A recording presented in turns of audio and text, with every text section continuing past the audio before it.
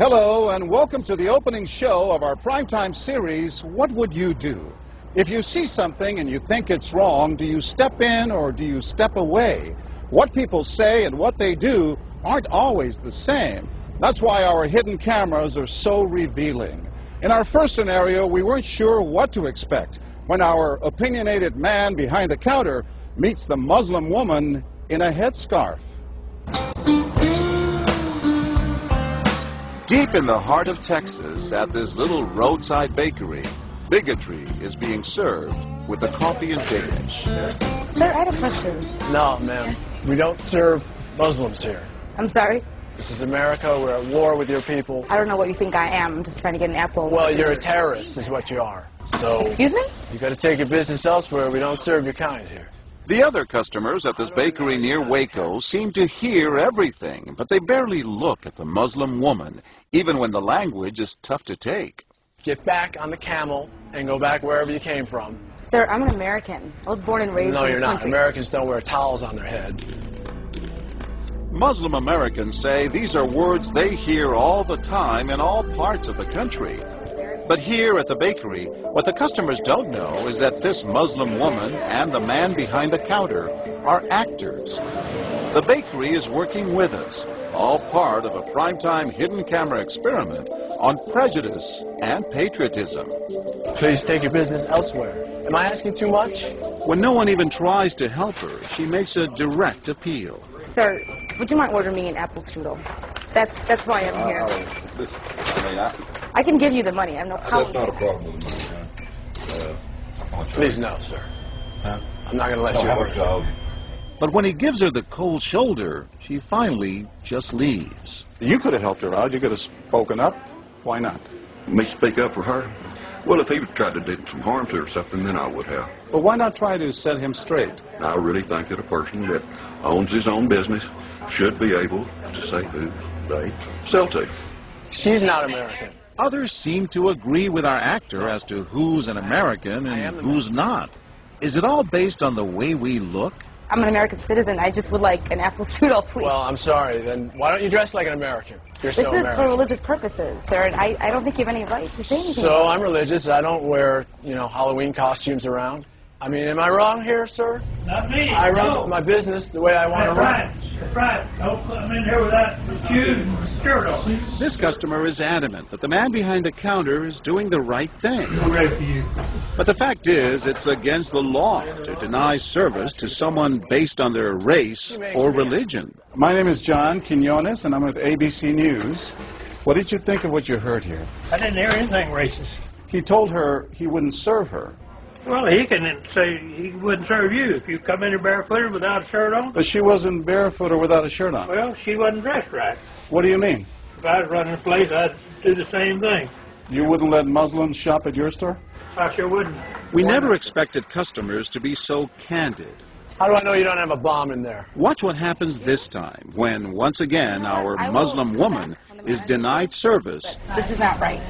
And again leaves. We reserve the right to not serve. That's right. Certain kind. That's right. That's, I appreciate seeing that. I think that's the first time I've ever seen that. He not only commends the man behind the counter for his discriminatory behavior, but he gives him the thumbs up, not once, but twice. Good job. All right. As he leaves. Sir, can I talk to you, sir, for a second?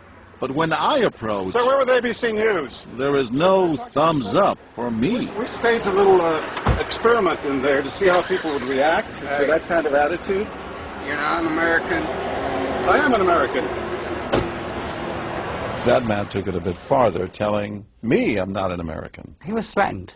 Jack DeVideo is a social psychologist at Yale University. So when we as Americans feel threatened from the outside, we're going to define ourselves in very rigid fashions. Either you're with me, and if you're not really one of me, then you must be somebody else who's against me. The young woman in our experiment is an actor, but for this woman, discrimination is all too real. Nahaya Javed helped us design our experiment. Although born in Chicago, she says she's constantly characterized by fellow Americans as the enemy.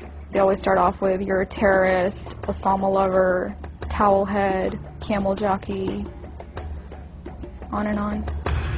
While attending college in Texas, she says she continually suffered verbal abuse and has even been physically attacked just because she's Muslim. They assume I'm not from here, and if I tell them I'm American, they're like, no, you're not. Just because you were born here doesn't make you American. And I'm like, so what makes you American? It's a daily battle. Mm-hmm. And I don't feel like living in America, I should have to fight this battle. Meanwhile, back at the bakery, our actor is at it again. But how do I know you're not a terrorist? Terrorists look like you. But this time the customers are sympathizing with the Muslim woman. You got a question. Come on. Right, I know, but can you blame me? Yeah, I can't blame you, actually. Why? What's the problem? All right, we'll get out of here. You need to go yourself, actually, what you need to do. Okay, sir. I'm a good American, all right? We're at war with these people. My dad's a veteran. Go yourself. So is mine. And he's not the only one who walks out in anger. You need to stop segregating against people. It's wrong. Excuse me? She's an American. No, just like you're a bad American. Time and again, people speak out with their pocketbooks. You lost a couple of customers, just so you know. But look what happens when this man threatens to leave. You're not a good American, sir. I believe I am a good American. My son just came back from serving in the Army for over a year in Iraq, and that has nothing to do with her right. I understand that. Thank you, sir. And I hear what you're saying. But I can't believe you would be so discriminatory. I'm deeply offended by that. I'm sorry to offend you, sir, but I've got to live with myself. Seething, the man vows to fight back. I will let people know this. I've stopped here every time I come by this place, and I'll never stop here again.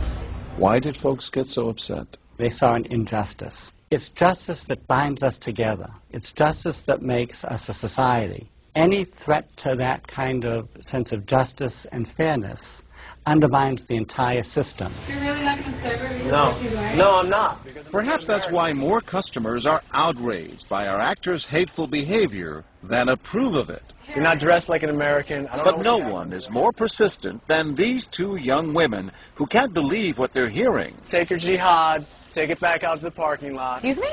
I mean, I got to protect my customers, okay? You're really offensive and disgusting. Well, I'm sorry. I'm just trying to protect you here. Thank you. You're sick. Like that doesn't mean anything. This is a How do you know? culture. These people are trying to kill Americans. Disgusting. It is my culture. So you're ready to serve me, but you're not ready to serve her. You're obviously dressed like an American. Big deal. She's Muslim. And unlike the others, they don't just leave in anger. They stand their ground. So you're going to regulate what people wear? Yes, because I believe the degree of... No, I'm not the manager. Well, can I speak to your manager? I'm John Quinones with ABC News. It's only when we catch up with our heroines that they finally let their guards down. I'm with my friend who's, Muslim, and that's, I've just seen how people treat them differently. And it really hurts me. Just watching them stand up for what they believe in touches Professor DeVideo. In a way, they defended America. And I was impressed by that, because they wanted this to be a just society, a just place, a just bakery. I'm John Quinones. And remember this man whose son served in Iraq? He's also moved to tears. Every person deserves to be treated with respect and dignity. No matter how in they're every dressed. situation, no matter how they're dressed. Never have we seen reactions so polarized, from a thumbs up for prejudice to an emphatic thumbs down. Go yourself. Two different Americas, both convinced they're patriotic. At the end of the day, 13 people stood up for the Muslim woman, while 6 sided with the clerk.